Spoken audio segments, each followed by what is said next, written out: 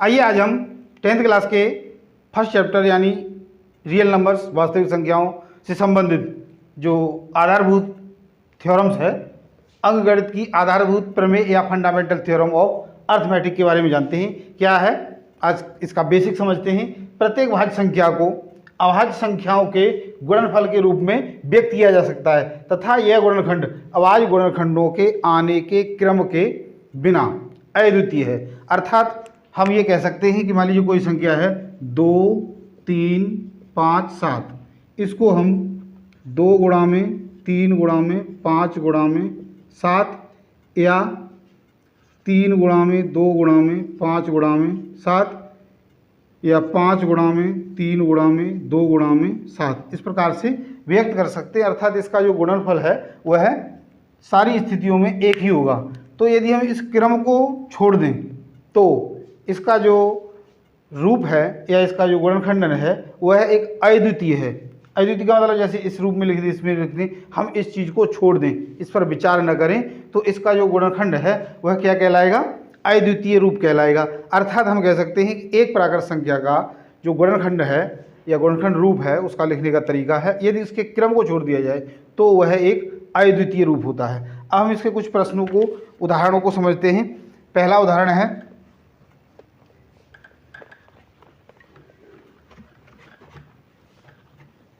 तो first example है यानी इस चैप्टर का 5वां है। संख्याओं 4n पर विचार कीजिए जहां n एक प्राकृत संख्या है। जांच कीजिए कि क्या n का कोई ऐसा मान जिसके लिए 4n अंक शून्य पर समाप्त हो सकता है। यानी एक कोई संख्या है, एग्जाम्पल नंबर 5 है, 4n, क्या इसका एक n के लिए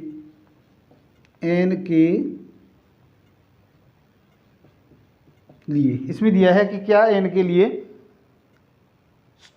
जो अंक है वह कभी 0 पर समाप्त हो सकता है। तो हम देखो 4n को 2n के रूप में लिख सकते हैं। तो जो 4n है यही क्या होगा, हमारा 4n होगा। हम देखते हैं कि जो 4n है इसका अभाज्य गुणनखंड क्या होगा? अभाज्य गुणनखंड 4 का 2 गुणा में 2 होगा, अर्थात 2 की पावर 2 होगा। तो ये है।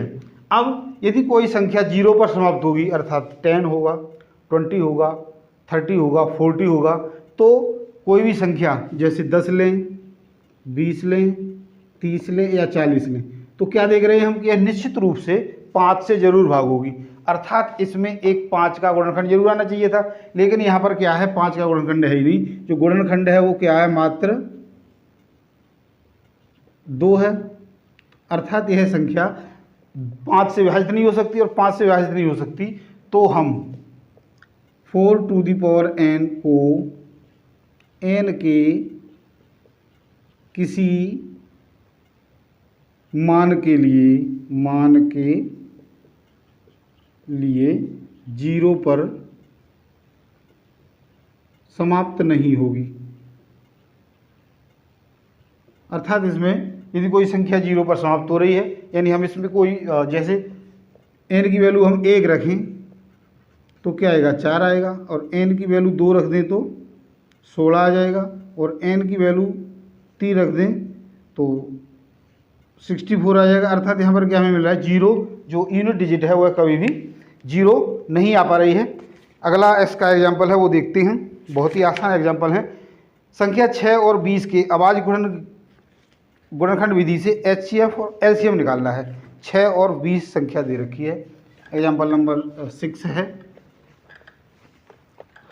छठा एग्जाम्पल है,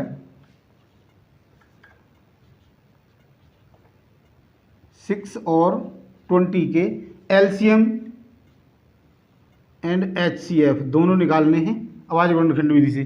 तो 6 को हम क्या लिख सकते हैं, 2 × 3, और 20 को क्या लिख सकते हैं, 2 × 2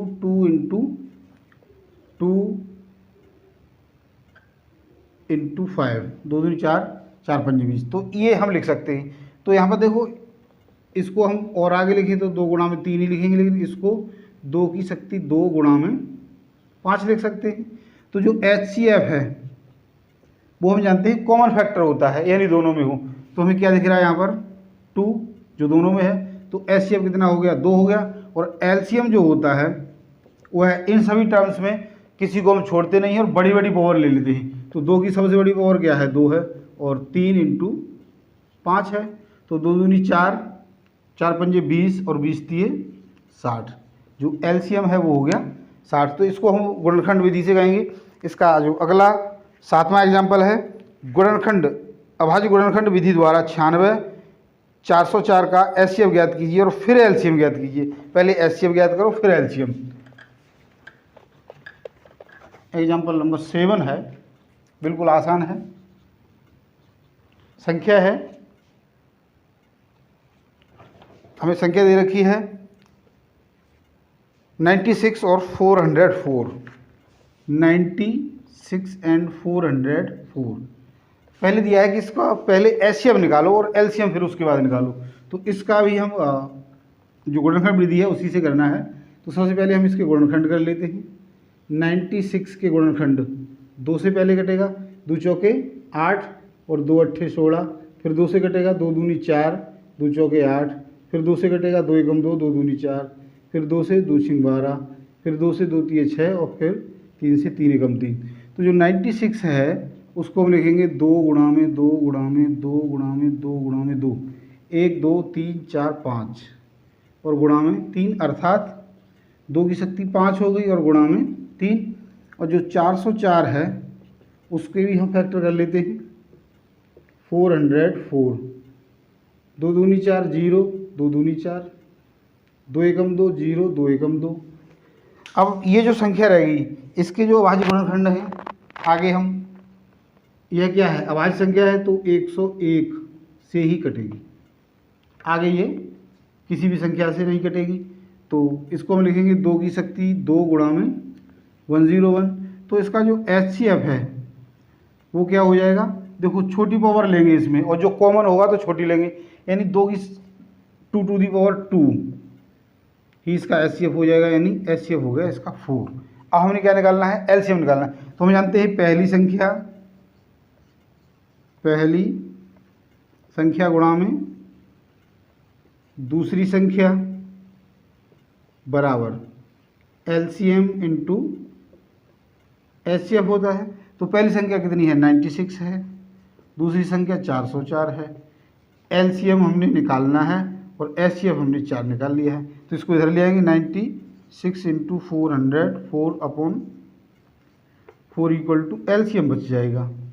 तो 4 से काट देंगे, 4 एकम 4 0 और 1, इनका गुणा कर लेंगे और इनका गुणा करने पर जो संख्या प्राप्त होगी वही हमारी क्या होगी, इसका एलसीएम होगी। अगला जो क्वेश्चन है इसका लास्ट 8वां, इसको देखते हैं। संख्याएं 6, 12 और 120 का अभाज्य गुणनखंड विधि द्वारा एलसीएम और एचसीएफ ज्ञात करना है। तो इसका गुणा आप कर लोगे, जानते हो।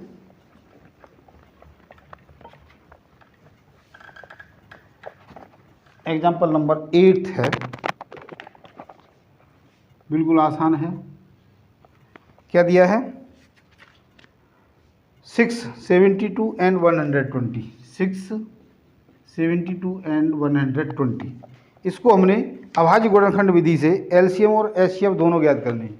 तो देखो 6 है, इसको हम लिख सकते हैं 2 × 3, और जो 72 है इसके जो गुणनखंड होंगे हम गुणनखंड कर लेते हैं। 72 2 तिये 6 हो गया और 2 छिंग 12, 2 एकम 2, 2 अट्ठे 16, 2 नेम 18, 3 तिये 9 और 3 एकम 3, यानी 72 है इसको हम लिखेंगे 2 × 2 × 2 × 3 × 3। इट मीन्स 2 की पावर 3 × 3 की पावर 2। ऐसे ही 120 है, 120 है, इसको 2 छिंग 12, 2 तिये 6, 15 दूनी 30, 3 5 15 और 5 एकम 5। तो इसके गुणनखंड हो गए। जो 120 है उसको हम लिखेंगे गुणनखंडों के रूप में 2 गुणा में 2 गुणा में 2 गुणा में 3 गुणा में 5। तो ये 2 की शक्ति 3 हो गया और गुणा में 3 गुणा में 5। तो एलसीएम हमें लेना है तो मैंने बताया था अभी कि जितने भी गुणनखंड हैं उन सभी को लेंगे, और यदि इसको पावर्स के रूप में लिखा हुआ है तो जो बड़ी बड़ी पावर है उनको लेंगे। तो देखो हम क्या देख रहे हैं यहाँ पर 6 2, इसमें 2 की पावर 3 है, और इसमें भी क्या है 2 की पावर 3 ही है, तो 2 की पावर कितना आ गया 3 इंटू। अब अगला जो टर्म देखते हैं, तो यहाँ पर क्या है 3 है, तो देखो 3 इसमें भी है और इसमें भी है, तो 3 की बड़ी पावर ये नहीं है, ये है बड़ी पावर, ये भी नहीं है, तो इसी को लेंगे 3 टू दी पावर 2 इंटू 5। देखो यहाँ नहीं है 5, यहाँ भी नहीं है, लेकिन यहाँ है तो इसको भी लेंगे, छोड़ेंगे किसी को नहीं, और 2 बार किसी को नहीं लेंगे, तो ये हो गया 8 3 3 9 और गुणा में 5, इनका गुणा कर लेते हैं। 8 पंजे 40 गुणा में 9, इन 9 चौके 36 यानी 360 क्या हो गया इसका एलसीएम हो गया। यदि हम एचसीएफ लेते हैं तो एचसीएफ में कॉमन फैक्टर होता है, तो कॉमन फैक्टर का मतलब है 2 2, यहाँ भी 2 है, यहाँ भी 2 है और यहाँ भी 2 है, यहाँ पर छोटी ही पावर्स लेंगे। और देखो 3 यहाँ भी है, यानी इसमें भी देखो 3 है, यहाँ भी है और इसमें भी है, 2 और 3, तो क्या हो गया 2 इंटू 3, तो इसका जो एचसीएफ है वो कितना हो जाएगा 6। तो आज हमने हमारे कुछ एग्जाम्पल्स किए और कुछ इसकी जो मेन थ्योरम्स थी उसके बारे में जाना। कल यानी अगली वीडियो में हम आपसे फिर मिलते हैं इसकी एक्सरसाइज के साथ। तो आज के लिए इतना ही, धन्यवाद।